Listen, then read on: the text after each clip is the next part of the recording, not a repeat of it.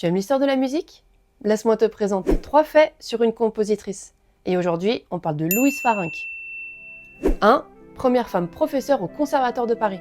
Louise Farinck a été la première femme à obtenir un poste de professeur au Conservatoire de Paris, où elle a enseigné le piano pendant plus de 30 ans, de 1842 à 1873. Enfin, techniquement, c'est plutôt la deuxième femme à occuper un tel poste, puisque Hélène de Montgeroult a enseigné là-bas de 1795 à 1798. L'influence et l'expertise de Louise Farinck ont été largement reconnues et respectées.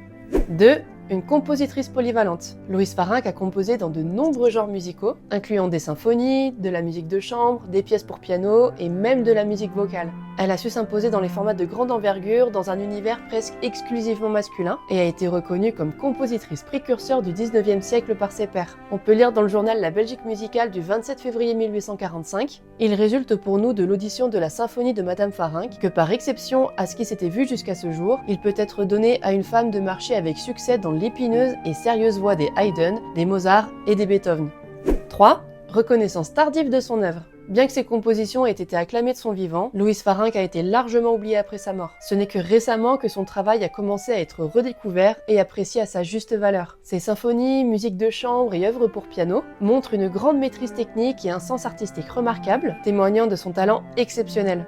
Alors, est-ce que tu connaissais Louise Farinck? Si oui, n'hésite pas à me dire quelle est son œuvre que tu préfères. Et ainsi tu en sais plus sur Louise Farinck, la compositrice talentueuse du 19e siècle.